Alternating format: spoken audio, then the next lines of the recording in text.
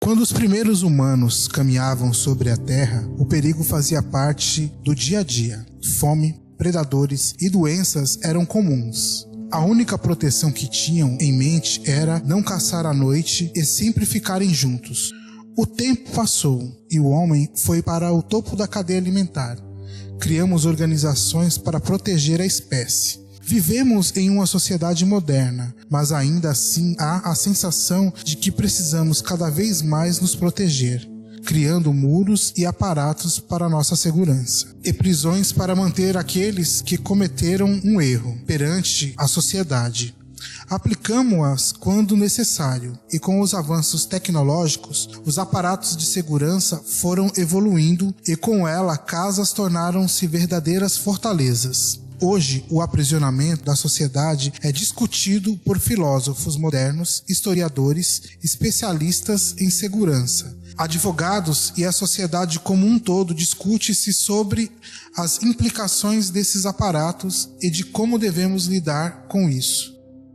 O caminho que se adotou no Brasil aí isso remete um pouco às políticas penais que a gente tem, né? Então, de um lado a gente tem a sociedade um pouco atemorizada, se sentindo insegura, ainda que esse sentimento de insegurança ele não seja procedente, mas não interessa. Né? O problema é que as pessoas veem criminosos em todos os cantos, veem insegurança em todos os cantos e agem em função disso e demandam das autoridades formas de enfrentamento ao crime, formas de combate ao crime, formas de punição rígidas, severas e que vão redundar um pouco nessa explosão de encarceramento. Então, a nossa conta não fecha. A gente tem uma coisa meio insana que se tenta resolver graves problemas que são de natureza social, graves problemas que são de natureza criminal. Tudo mediante uma contenção severa, uma contenção que desencadeia inevitavelmente o encarceramento das pessoas. Então, por que tudo isso ocorre? Né? Quer dizer, você tem de um lado a pressão da sociedade querendo leis mais duras, tranca todo mundo, qualquer coisa manda para a cadeia, não sei o que tal. Quando se fala de ter abrandamento de leis, o abrandamento de qualquer punição, é uma tempestade vamos dizer assim, de oposição a qualquer coisa. Então, é lógico, qual é o grande problema? A gente está transferindo cada vez mais o controle sobre o crime, o controle sobre a criminalidade para que é um mecanismo que é o encarceramento. Né? Quer dizer, a gente poderia punir as pessoas por outros mecanismos, né? Que vão desde multa, né? Usar pulseira eletrônica, ficar interditado para determinadas coisas, não circular, enfim, existiriam diversas outras formas de se punir, além daquelas que a lei existe hoje em termos de penas alternativas. É o reflexo da sociedade. O sistema penitenciário é ruim porque a sociedade é ruim. A sociedade não quer enxergar o outro lado. Eles não têm interesse em resolver a questão. Você pode ver que existem muitas comissões, muitos grupos que acontece por aí, por exemplo, o Joãozinho não sei o quê, o Joãozinho não sei o quê, porque aquela pessoa só vai fazer parte daquele movimento social porque aconteceu com ele. Enquanto não acontecer com ele, ele não pensa diferente. Assim como, por exemplo, o próprio Raul Gil, que eu já falei dele, ele foi um grande defensor dos presos. Depois que ele foi assaltado, ele mudou. Ele mudou a maneira de pensar.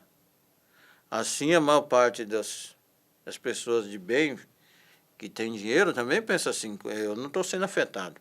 Então, é um problema dos outros. A hora que mexe com ele, aí ele passa a pensar diferente. Então, a sociedade tem um interesse muito grande que tira simplesmente o delinquente da rua, da sociedade, e prenda ele. Não, prendeu, deixa lá. A maior parte das pessoas que tem um familiar que acontece, não, eu quero justiça. Mas qual que é essa justiça? É tirar o cara de lá do convívio dele e colocar ele na cadeia. Não, aí está feita a justiça. Só que fez a justiça de um lado, mas criou uma compensação. O cara que cometeu um delito aí, um crime pequeno, sabe? Ele vai lá, fica 6 meses na cadeia, ele sai de lá formado, porque a cadeia é a universidade do crime. O Museu Penitenciário Paulista tem como uma das suas principais atividades mostrar as pessoas que fazem parte do sistema prisional ou já fizeram parte dele, contando as histórias vividas por eles, de como eles ingressaram no sistema, momentos inusitados que passaram durante sua carreira, trazendo para o espectador a cultura prisional, curiosidades e histórias que ajudam a entender como funciona o sistema prisional paulista. Você sabe o que eu acho? Eu mantenho uma relação muito íntima com esse pessoal da antiga detenção, porque quando a detenção foi implodida, a gente já se reunia, terminando ali o atendimento e tal, na saída a gente entrava num desses botequins aí em volta da detenção, ficava tomando cerveja, comendo torresmo, essas coisas que bêbado gosta. E conversando, ouvindo história e tudo. E quando a detenção estava para terminar, a gente disse, agora nós vamos nos separar, porque cada um vai para um lado e a gente vai perder o contato. Então vamos continuar mantendo essas reuniões a cada 2 ou 3 semanas. A gente se reúne. Se um não puder, não vai, quantos forem. E nós temos mantido isso. A detenção acabou em 2002, não foi? Até agora, 2002, há 10 anos, a gente mantém essas reuniões todas aí. O que eu acho deles é o seguinte. Primeiro, raríssimos entraram para o sistema por vocação. Raríssimos. Eu conheço o Cecílio aqui, o Guilherme. Vocação mesmo, eu quero trabalhar em cadeia, eu acho que eu só conheço esses 2. Os outros entraram porque eram meninos, jovenzinhos, o emprego público, que é um bom emprego, estavam começando a vida. A maioria foi assim. E aí entrou nesse sistema, e quando caiu no sistema, dizia, onde eu vim parar, meu? Que coisa é essa? Né? Mas aí devagarinho eles foram sendo tomados por isso que você chama de uma mosca que picou, na verdade, pela noção de solidariedade. Eu acho que o que aconteceu com os carcereiros, de um modo geral, foi que eles eram muito unidos na época da detenção. Unidos no sentido de que, se acontecia um problema, todos corriam para ajudar. Sabe, havia essa noção de solidariedade que envolvia as duas casas, a detenção lá e a penitenciária aqui.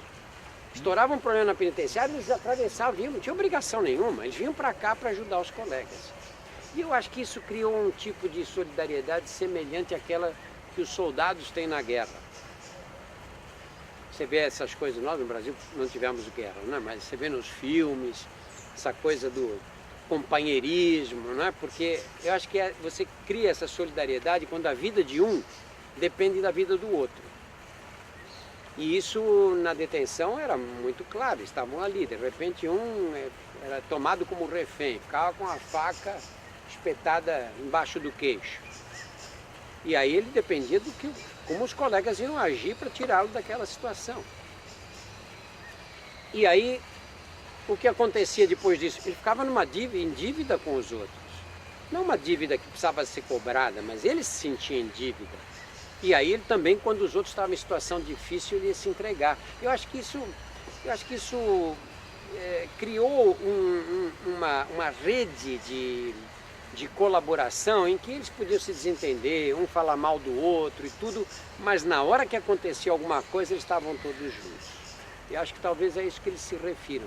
Essa solidariedade, quando você sai desse sistema e entra você sente falta. Não é? Eu sinto que eles, nesse ponto, são muito nostálgicos, sabe? Dizer, pô, naquele tempo, Você pegava um colega, você vinha de casa, estava na casa dele, fora do plantão dele, ouvia uma notícia no rádio que tinha dado um problema, ele vinha, pegava 2, 3 conduções e vinha embora para ajudar os companheiros. Entrei como na divisão de transporte, como lavador de automóvel. Depois eu fiz para guarda de presídio, mas não era efetivo. Aí fiquei em 1962. Aí em 63 eu passei encarregado de manutenção da penitenciária do Estado. Depois eu fui para fazer o curso de guarda de presídio. Antigamente era departamento de presídio. Aí fiz para guarda de presídio, mas eu não era efetivo. Aí, como o governador colocou um decreto que a gente precisasse ser efetivo, aí em 81 eu passei para ser agente penitenciário.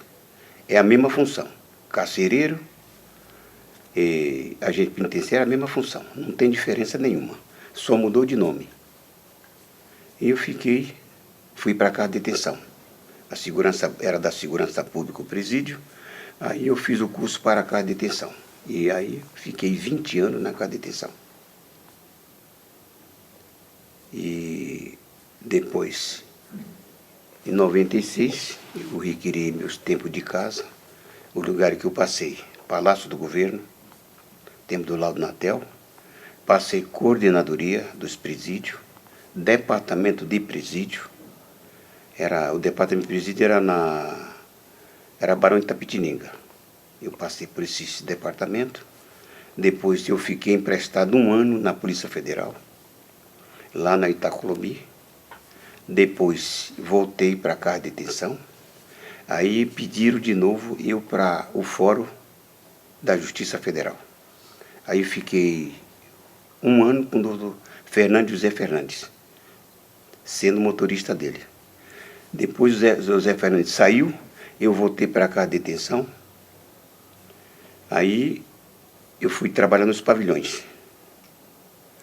Trabalhei no 2, no 7, no 5, no 8 e no 9. Certo? Depois me convidaram para ser motorista da diretoria. Faltou um motorista lá, me convidaram. Eu fui trabalhar com o doutor Pedrosa. Não, o primeiro coronel, aliás. Voltei para a casa de detenção, fui trabalhar com o coronel. Fui motorista do coronel, depois o coronel saiu, aí veio o doutor Luiz. Aí eu fui trabalhando com o doutor Luiz Camargo Wolff. Fiquei com o doutor Luiz, depois me chamaram de novo para a coordenadoria. Assumi o doutor Omar como delegado de polícia classe especial. Aí eu fui trabalhar com o doutor Omar, de motorista. O doutor Omar assumiu e tal. E aí nessa mesma época, e aí eu fiz para efetivo. Fiz um concurso, fui para efetivo. E trabalhei com vários diretores. Trabalhei com o doutor Divaldo Azevedo Sampaio, Vélio Rodrigues Nogueira, doutor Luiz Camargo Wolff, Ismael Pedrosa e doutor Luciano Fleury. Depois eu fui para detenção outra vez. Voltei para detenção. Da detenção eu fui parar no nono DP, no Carandiru. Era da segurança, eu fui parar lá. Fiquei 8 meses lá, no nono DP. Depois do nono DP, aí eu retornei à casa de detenção. Já estava completando o tempo de me aposentar, eu me aposentei. Ela ajudou? Vocês estão vendo a Alcione mais ou menos dessa situação que está agora. Olha o início da Alcione comigo na detenção. Começo da carreira dela. Ela vinha do Rio de Janeiro, aqui, ó, isso aqui, ó. Praticamente os 22 anos meus do Carandiru, eu devo muito a Alcione e a Alice Brandão, que hoje está aí, morando aqui em São Paulo. Aqui já é a Elza Soares, que ela ia Ela entrava e ia cantar pagode com os presos lá dentro. Eu entrava com ela lá no meio do pavilhão 9, ela ia lá dentro do pavilhão 9. E, quer dizer, isso com os bons presos, né? Os presos que sabiam que realmente, por isso falando, a detenção recuperou muita gente. Tem um preso, inclusive, da detenção que saiu, que é um empresário artístico hoje, com artistas bons.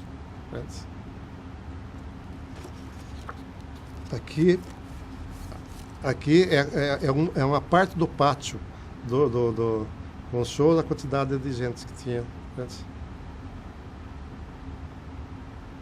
Aqui é só uma parte só do pátio. Mas aqui o outro também que ia lá, fazia muita visita pra gente lá também, é o Cafu também, na época da mulher, que era moleque. Ele ia com o irmão dele lá.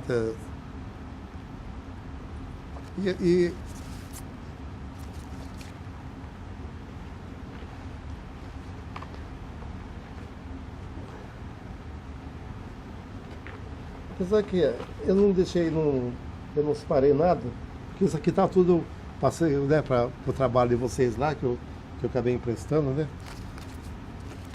Uma parte só. Queria mostrar um aqui que tivesse o pátio todo. Parece que tinha aqui Aqui já é...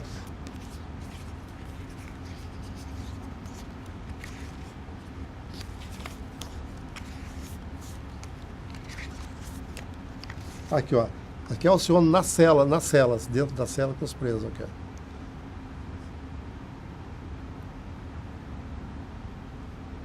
E ela realmente sempre levando orientação espírita, sempre levando orientação lá para eles, para realmente... E aqui é o seguinte, agora, aqui já é a Rita Cadillac na função dela de dando show. Vocês querem uma olhada? Quer dar uma olhada?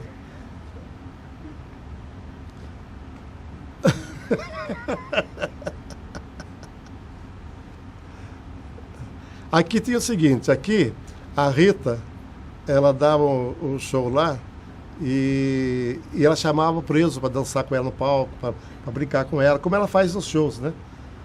E esse aqui foi até um dia engraçado, que ela chamou um preso e normalmente, lógico que ela não vinha só com uma calcinha, né? E ela chamava os presos e os presos tiravam a calcinha dela, né? Lá, e ela até jogava as calcinhas para os presos. E aqui ela chamou um preso para tirar a calcinha, mas ela queria que o preso tirasse a calcinha no dente, na boca. E quando ela observou, esse preso não tinha dente. Ela olhou para mim e falou assim, Chiquinho, né? Daí, mas o preso não quis sair de lá. Acabou.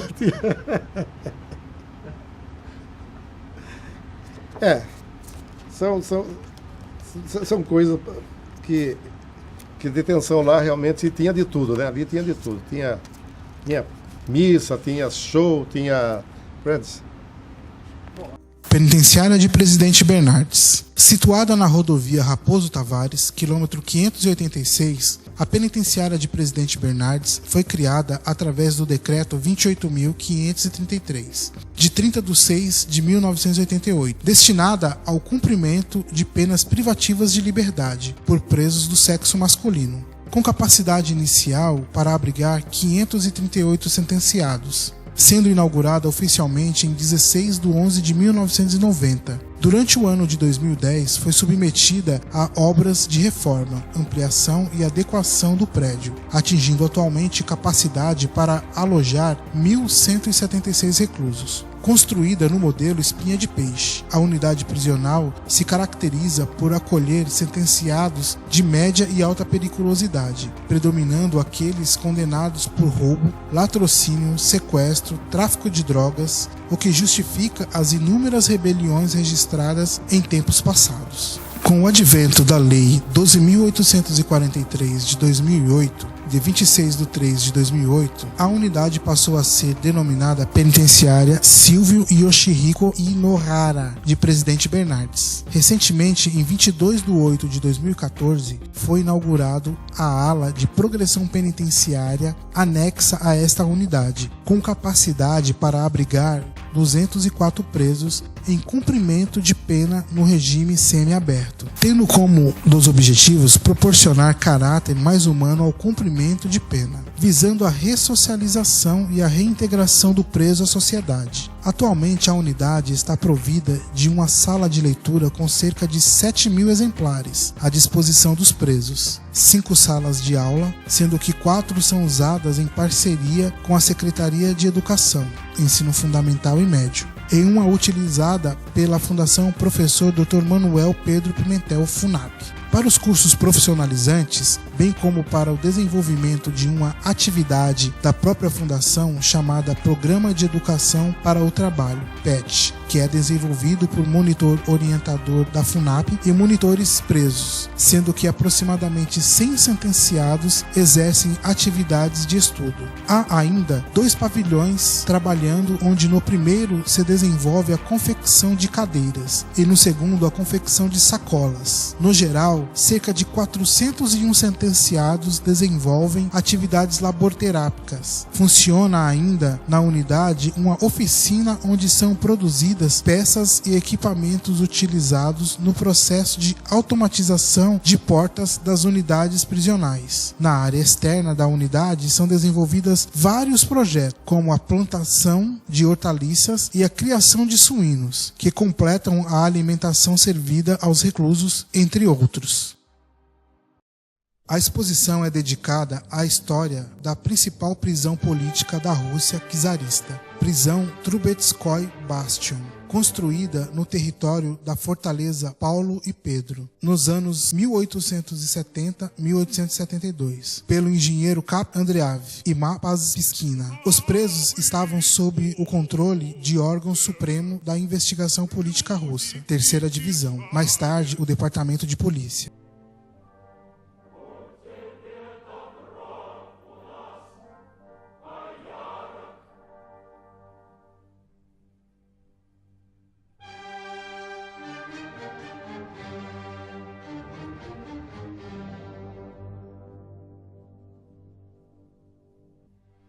Na prisão Trubetskoy Bastion foi criado sistema estrito de confinamento solitário, cujo propósito foi o completo isolamento de presos do mundo exterior e dos outros presos. Originalmente, na prisão havia 73 celas individuais e em 1878 foram reduzidas para 69.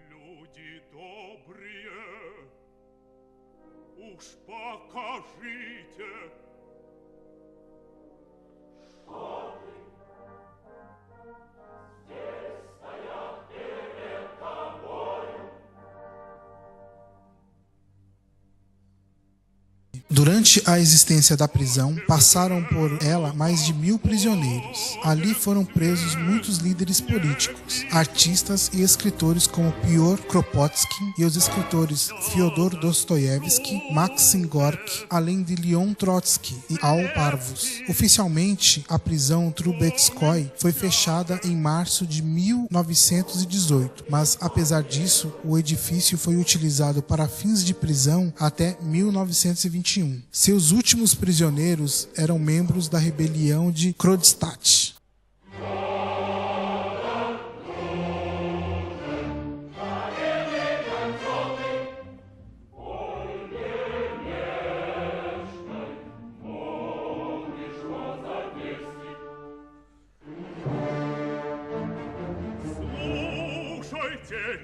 A exposição conta a história da prisão Trubetskoy, sobre o destino dos prisioneiros que passaram por suas celas. Uma seção separada é dedicada a prisioneiros da era soviética, material de arquivo, fotografia, layouts, multimídia, áudio relatando a memória dos presos e, é claro, as paredes originais. Câmaras, corredores da prisão contam de forma eloquente sobre o passado terrível do lugar. Celas restauradas do período de 1870 a 1917 servem como modelo para reconstruir no imaginário do visitante a vida na prisão.